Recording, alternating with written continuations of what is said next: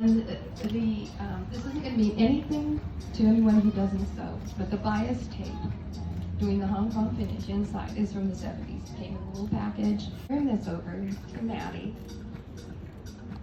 She is one of our resident artists at Sacramento Customers. She leads our, this is a collar.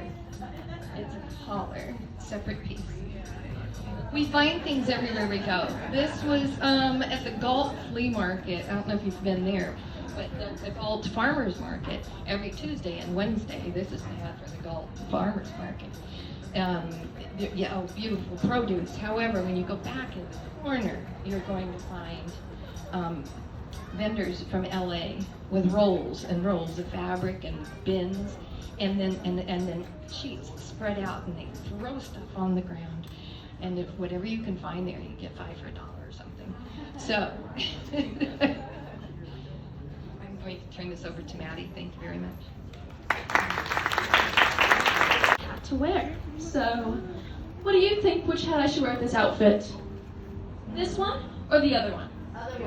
Other one? Okay. Well, I have one more for you guys. Fascinators have. I think that as young and up-and-coming fashion designers, we should most definitely look back to look forward. And Fascinators are such an exciting and wonderful piece of fashion history that I'm trying to bring back. So, if you want to join me and bring them back with me, come join me at Sacramento Customers for our once-a-month Fascinator and Hat workshops. And I am Maddie Hatter. Is modeling in Autumn's Fall, made by me, Diana Vaughn, owner and founder of Ayana Fabric with hand-sewn artificial maple fall leaves. Added darts to the front and the back with flat felt neck and armholes. This gown can be worn several ways. You can wear it to dinner, weddings, elegant parties, picnics in the park on a hot day, or We have Brian Johnson, who's with Sac Costumers, and he's going to be showing you his Street Love collection. Hello everyone, how are you doing? Excuse me. My name is Brian Johnson. I'm a photographer and designer here in Sacramento. This is my first show. I've been making clothes for, thank you. I've been making clothes for probably about 3 to 4 years or so, and I love streetwear. I love classic button-up blazers, all types. My brand is called Gritico. It stands for half gritty, half classical clothing. I have 2 sides of me, which I think everyone else does as well, depending on my haircut. If it's messy or if I haven't got a haircut, I like to come outside, ripped jeans. You'll find me in jean jacket, something gritty or so, but then as soon as I get my haircut, I'm like, man, where's my white suit? And the all white suit on or something. So that's where Gritico comes in or so. My first model, his name is Alex. He's wearing a tapestry sweater or so. I'm into flowers. They stand for new life. Got fringes. Looking good, Alex. Yeah, from something. This is an outfit I made within the past time. Excuse me, I'm talking about a minute. Yes, I love streetwear, love classic wear. My pieces are clothes that you can wear with both gritty clothing and classical clothing when you out at the lounge, or if you out for dinner, or if you out just walking through the city. That's what I create clothes for.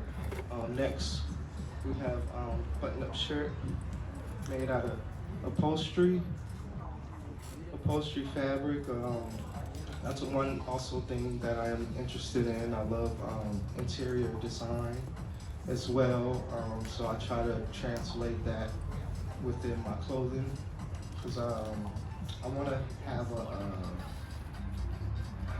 a photo shoot where I can present clothes, but also have the person take pictures of their matching interior design, matching the clothes.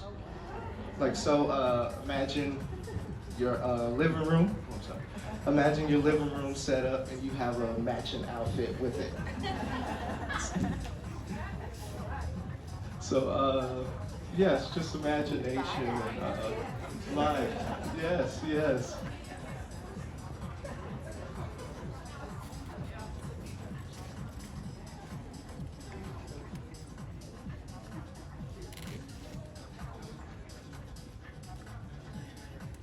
Looking good, man. Looking good. Looking good, brother. It is also a pullover made out of tapestry fabric. It's fabric you can make with interior, but you can also wear it out as well. Like I said, I'm into flowers, speaking new life, new beginnings, growing, just taking it day by day. Yeah, just a jacket you can pull over, you can wear with anything, if you out, if you inside. Something good as well. Yes, it is something that I learned. I learned through YouTube. That's how I learned, through YouTube. Wow, thank you all so much. Thank you all so much. I really appreciate you. Yes, I did learn through YouTube. I used to buy patterns. I tried to make a t-shirt at first, but then it came out hideous. And then after that, I had bought a pattern that came with a video on YouTube. And I just followed the video on YouTube and it came out and I was like, okay, we got something going on. Who is going to show off his ode to Norma. Okay? So. Hello. Good morning, everyone. I feel a little out of place because all these people are artists, and I'm like, I don't want to do that. I'm probably not an artist. I'm going to go with creative, if that's all right with you, right? Because there's less pressure. So, see, very good. Here is an ode to Norma. Very good. This is Alyssa. Thank you, Alyssa. So this ode to Norma was actually created for a local nonprofit charity runway event. By the way, it took first place. I'm a creative, that's the way that works. So this design, or this outfit, was actually made out of vintage sari material, antique Indian trims. It was made with faux fur and faux animal print upholstery fabric. Looking good, Alyssa, thank you, very nice. It is fully lined. Again, first place. So this outfit can be worn anywhere you go. Big O, tires, you can wear these. Macy's, 7-Eleven. I frequent Circle K and often get to the front of the line. I do. Very nice. I would love to answer any question. In the back, like the medallion, is that something you added? Yes, I did. That's the actual vintage, that's the vintage or antique Indian trim. We found a piece and I love the piece. It was actually from a neckline from a vintage dress. And I'm like, what could I do with it? This little spin. And it just, I had a little extra of this fabric. I'm like, let's make it a statement piece. And I think it really just makes that.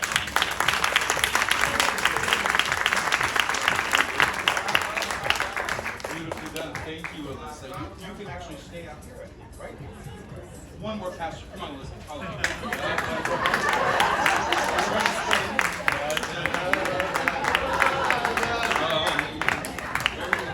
Yes, and the bidding starts at. Everyone got their paddles, right? Paddles. Irene, where are the paddles for bidding? Next year. Thank you all very much.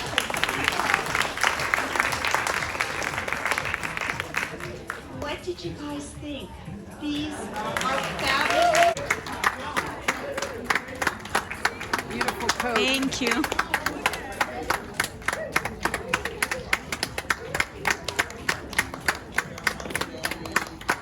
Work it.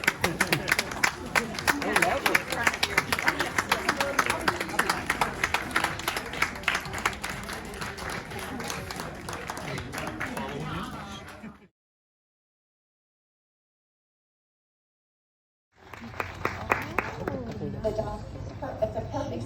for a concert, festival, travel, or even just a walk. It's just the thing to keep her warm while having coffee with her friends. She's also wearing a drawstring project bag with her in-progress sweater.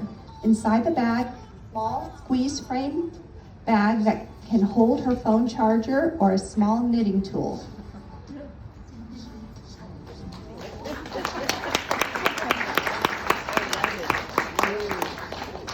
Rita is also modeling a decorated felt hat made by Carol Wittich of CJE's Art and Fiber. It has been repurposed with pieces of old jewelry, labels of culture collection. It's made from genuine African mud cloth. The sides are open for a comfortable and loose fit, and it comes with 2 pockets.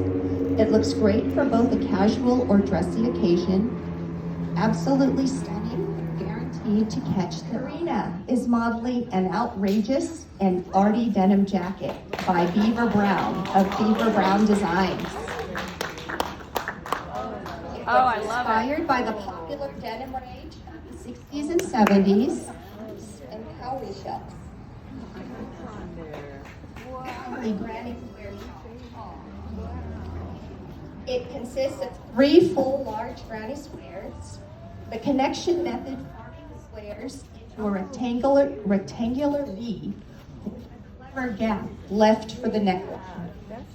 The artist decided to add a lovely color. All body types can wear this cozy shawl that will certainly keep you warm and toasty. It is created using 4-ply acrylic yarn and shows off various purples the artist's fit. Modeling the Her Choice Vest by Heather Lee of Autumn Lee Creations. It was inspired by the overturning of Roe versus Wade. It was created with white mesh, cotton fabric. You don't need to go to Milan or to Paris or to LA or New York. We've got the talent right here. Okay? Guys, let's go ahead.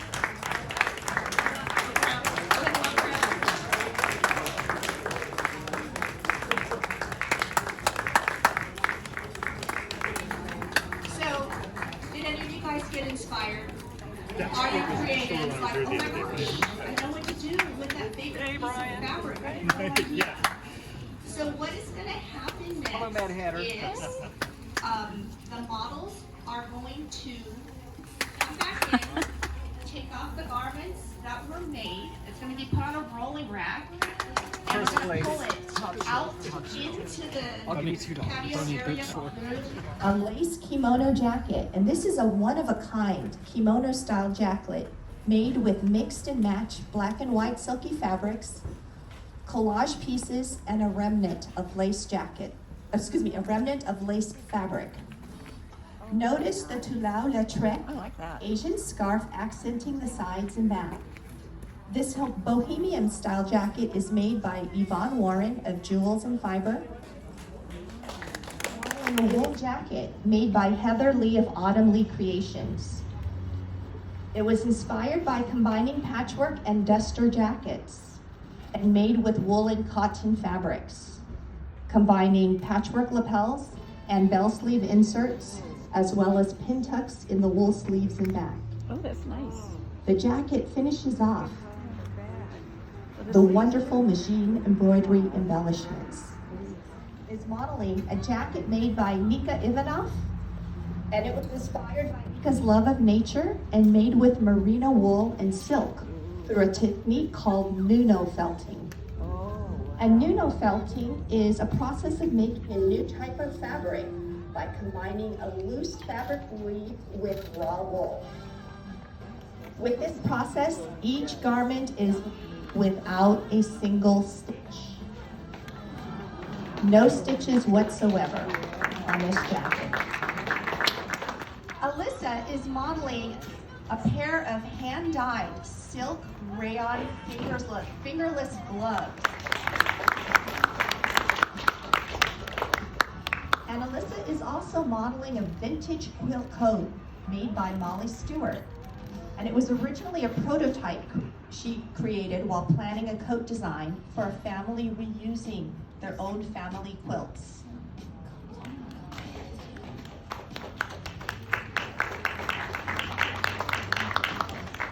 So, although this started out as a thrift store find to use as a muslin to finalize the design, Molly loved the color scheme so much she kept the final coat for herself.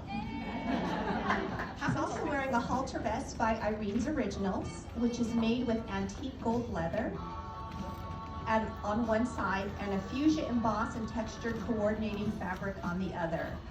It hangs on an A-line, which is very flattering for most figure types.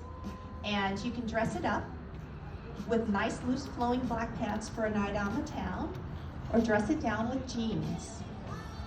It's often worn with a tight-fitting blouse underneath, but my younger customers wear it simply with a bandeau bra, or just with double going through a difficult time as a reminder of the good that can come after under an unbearable time. And so when a caterpillar crawls out of its cocoon, its life as a caterpillar is over.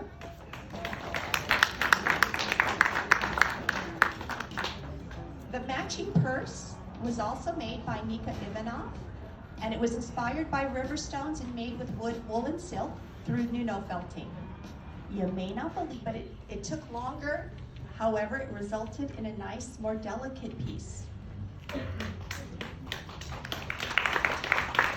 All the weaving was done with single needle method, creating those beloved granny clusters into a lowercase T shape.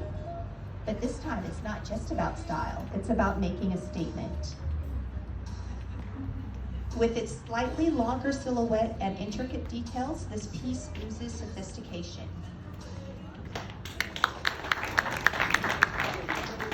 All the moss elements were hand-stitched to create the top, and the stone is created as just a simple dress, and the top can be worn with or without the slip. Now she is also modeling this bracelet made with single needle hand stitching, made by Denise Sutherland.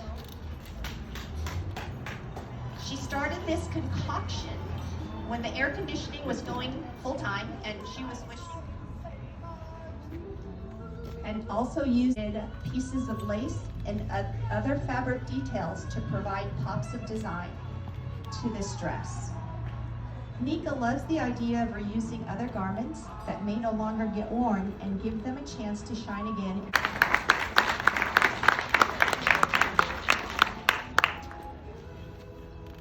Alyssa's also modeling earrings with dagger beads that Denise fell in love with.